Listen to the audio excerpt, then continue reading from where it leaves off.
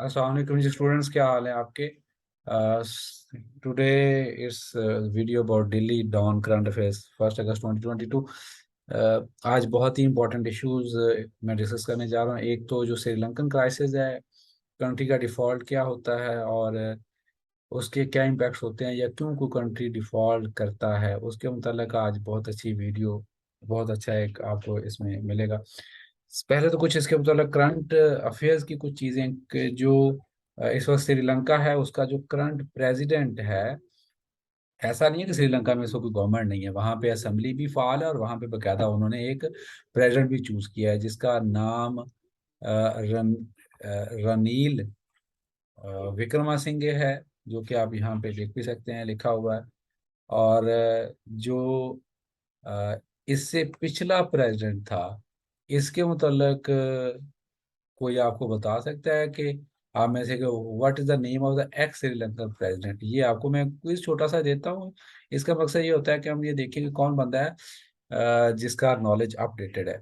बस जो अभी प्रेसिडेंट है श्रीलंका का, ये 21 जुलाई 2022 को सिलेक्ट हुआ। और मजे की बात है, ये कोई नया बंदा नहीं, ये इससे पहले 6 दफा जो है वो प्राइम मिनिस्टर रह चुका है वो श्रीलंका का। और इसने अभी 134 वोट लिए जो उनकी पार्लियामेंट है उसमें से। अच्छा, जो अब श्रीलंका जो है वो डिफॉल्ट की तरफ क्यों गया।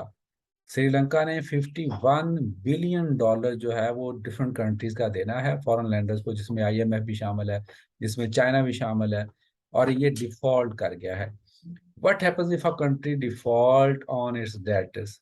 डिफॉल्ट का मतलब क्या होता है एक्चुअली, आम आम के बारे में जब हम बात करते हैं, डिफॉल्ट का मतलब होता है कि कंट्री जो है जब उसने कोई एक्सटर्नल पेमेंट्स करनी है, एक्सटर्नल पेमेंट से मुराद है कि उसने बाहर से पेट्रोल परचेज करना है, उसने इंटरेस्ट पेमेंट्स करनी है जहां से उसने लोन लिया हुआ है, तो वो एक्सटर्नल पेमेंट जब वो कर ही नहीं पा रहा तो हम कहते हैं डिफॉल्ट कर गया।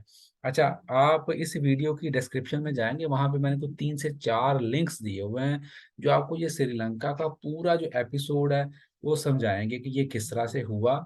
और अगर वो कंट्री डिफॉल्ट कर जाए तो फिर उसका मतलब क्या होता है कि हमारे यहाँ बहुत ज्यादा ना लोगों को डर खौफ है। और ये कोई पहली दफा नहीं हुआ, 150 के करीब कंट्रीज पहले भी डिफॉल्ट कर चुके हैं, वो दुनिया के नक्शे से कहीं खत्म नहीं हो गए। दुनिया के वहां पे रहने वाले लोगों की जिंदगी मुश्किल जरूर हो जाती हैं।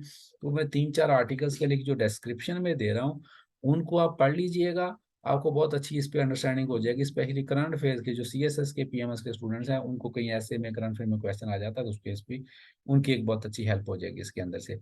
अच्छा, अब दूसरी चीज इसके अंदर जनाब इम्पोर्टेंट के, ऐसा नहीं है कि दुनिया चुप करके बैठी हुई। पहले तो आप लोगों के सारे जेल में ये होगा ना कि जिस तरह से कि ऑस्ट्रेलिया में, सॉरी, श्रीलंका में आप गवर्नमेंट ही नहीं है और श्रीलंका बिल्कुल शुगर बेमहार है, ऐसा कुछ नहीं है। वहाँ पे गवर्नमेंट भी है, प्रेसिडेंट भी उन्होंने नया सेलेक्ट कर लिया है। और बहुत सारे कंट्री जो है वो अब सर छोड़ के बैठे हुए हैं कि अब करना क्या है। जिस तरह चाइना वो अपना लोन रिस्ट्रक्चर कर रहा है, वर्ल्ड बैंक जो है उसने भी एग्री कर लिया है कि वो $600 मिलियन के करीब इसको देगा। इंडिया जो है वो $1.9 बिलियन ऑफर कर रहा है। इंडिया क्यों ऑफर कर रहा है, देखिए इंडिया का वो पड़ोसी है, अगर यहाँ पे मसाइल हो गए तो इंडिया के अंदर भी उसके आफ्टर इफेक्ट्स हो सकते हैं।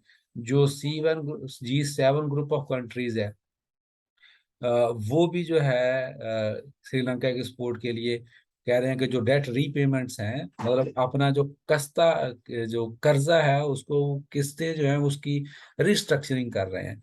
तो G7 कंट्रीज में कौन कौन सी हैं ये भी आपको एक ऑब्जेक्टिव पता चल जाएगा। Canada, France, Germany, Italy, Japan, UK and US, इनको G7 कंट्रीज बोलते हैं।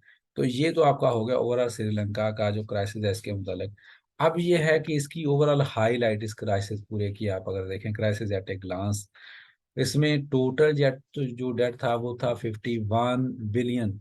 और जो उनके मुताबिक उनकी जो इन्फ्लेशन रेट था वो 39%। मतलब अभी जिस तरह पाकिस्तान के अंदर काफी ज्यादा महंगाई हुई हुई है, तो इतना inflation rate, recent inflation rate को 42% के करीब पहुंचा हुआ है। खैर, जो भी आप कोट करेंगे you have to actually give the reference as well. और अगर उसके लोन की बात की जाए कि लोन मेजर कंट्रीज कौन कौन से हैं जिससे उन्होंने लोन लिया हुआ था, तो उसमें आप देखेंगे कि सबसे ज्यादा तो एशियन डेवलपमेंट बैंक 4.4 बिलियन। ये चीजें याद करने की जरूरत नहीं है आपको। चाइना से $3.4 बिलियन, जापान से $3.4 बिलियन, वर्ल्ड बैंक से $3.2 बिलियन। लेकिन ये रेफरेंस के तौर पर सीएसएस के जो स्टूडेंट हैं उनको ये फिगर्स अगर याद रह जाएं तो उनके लिए तो बहुत ही मजे की बात है, किसी भी ऐसे में करंट अफेयर्स के टॉपिक में कहीं पे भी वो इस्तेमाल कर सकते हैं। तो जनाब श्रीलंका का टॉपिक मैंने आपका यहाँ तक कवर कर दिया। फिर है जी ऑस्ट्रेलियन गवर्नमेंट जो उसने भी अपना नया प्राइम मिनिस्टर सेलेक्ट कर लिया है। ये 1.5 2 महीने पहले की बात है, 23 मई 2022 को ये बंदा सेलेक्ट हुआ है। ये 31st prime minister of Australia, Anthony Albanese. Anthony Albanese ये उनका नया प्राइम मिनिस्टर है। अब सर्टन अदर इंफॉर्मेशन जो ऑस्ट्रेलिया का रिलेटेड, क्योंकि ये एक बड़ा मजे का अलहदा से एक कॉन्टिनेंट है, इसका कैपिटल जो है वो कैमरा है, इसकी करेंसी जो है वो ऑस्ट्रेलियन डॉलर है। ग्रेट बैरियर रीफ एक नेचुरल कोरल रीफ है जो कि दुनिया में सिर्फ ऑस्ट्रेलिया में एक्चुअली पाई जा रही है, और ऑस्ट्रेलिया के अंदर भी उसका एक जो स्टेट है वेस्टर्न ऑस्ट्रेलिया वहां पे पाई जा रही है। तो ये ऑब्जेक्टिव में पूछा जा सकता है, this is the largest reef. Largest sand island जो है फ्रेजर आइलैंड, ये भी ऑस्ट्रेलिया के अंदर ही पाया जाता है और वो क्वींसलैंड में है। और भी बहुत मजे की चीजें हैं ऑस्ट्रेलिया के अंदर, कैंगरू सिर्फ ऑस्ट्रेलिया में पाए जाते हैं। 12 अपोसल जो है वो समंदर के अंदर खड़े बड़े बड़े पत्थर के टुकड़े हैं, उनको 12 अपोसल कहा जाता है। एडिलेड के अंदर है वो मौजूद, वो भी ऑस्ट्रेलिया में है। उलुरु एक सैंड रॉक है, ये बिल्कुल ऑस्ट्रेलिया के सेंटर में जो है वहां पे मौजूद है।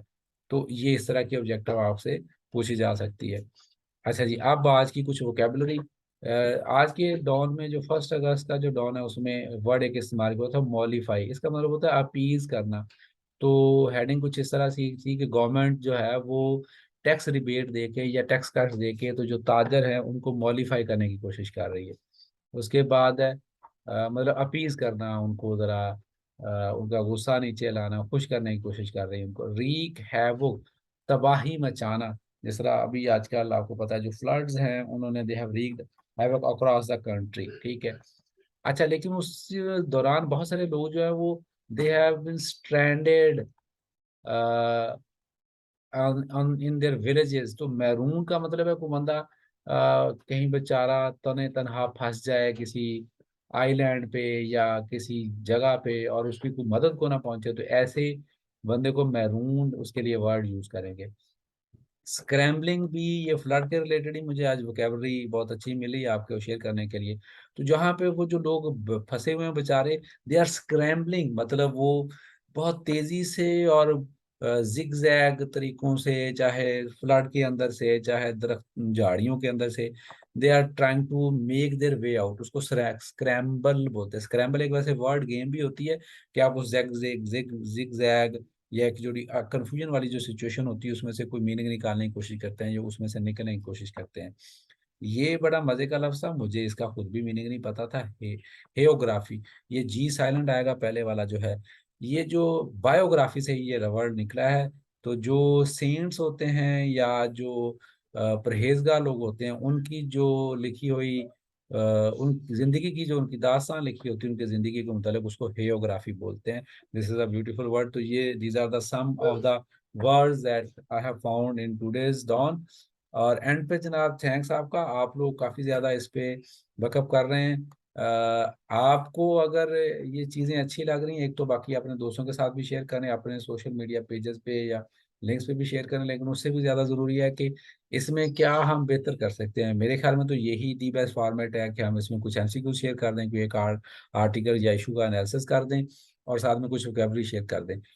एक मेरे चीज में माइंड में आइडिया आ रहा था कि what I can do is like मैं छोटे छोटे टॉपिक्स पे भी वीडियो बना सकता हूँ आप लोगों के लिए।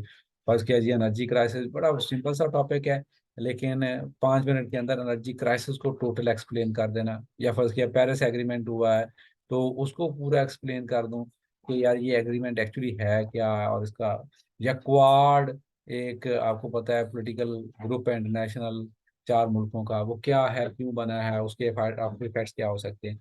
इस पे भी मुझे बताइए कि क्या हम इस तरह की छोटी सी सीरीज स्टार्ट कर सकते हैं या अभी जो पैटर्न चल रहा है इस पे हम फॉलो करें। Thank you, Allah Hafiz.